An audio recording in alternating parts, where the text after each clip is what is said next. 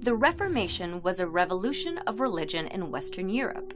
Essentially, it was the result of centuries' worth of political and social grievances against the Christian church as it existed.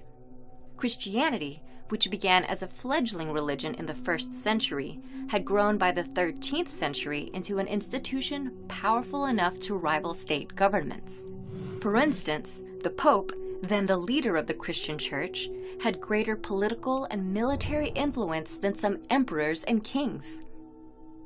This tension was exacerbated by the transformative social and intellectual period known as the Renaissance. In particular, this period involved the rise of humanism, a philosophy that shifted man's fate from being determined by religious doctrine to being determined by man himself. Additionally, some within the church believed it had become increasingly corrupt.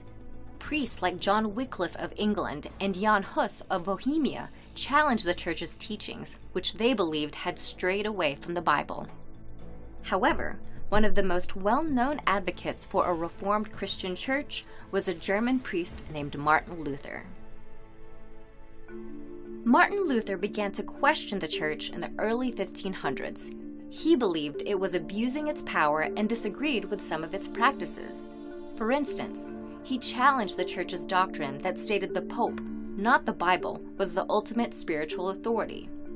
Plus, he criticized the church for selling indulgences, the practice of purchasing forgiveness for one's sins by giving money to the church.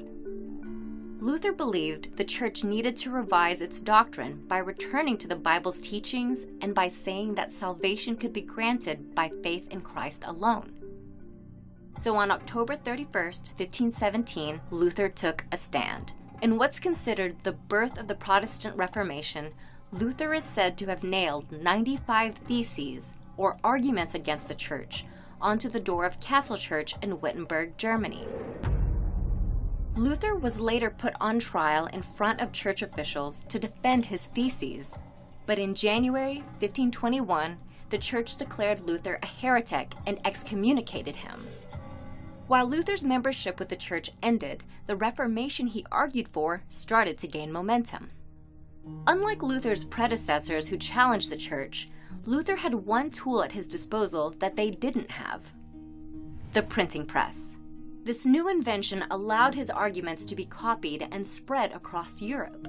This unprecedented access to ideas such as Luther's inspired many others to challenge the church, thereby splitting Christianity into two major denominations, Catholic and Protestant, from the word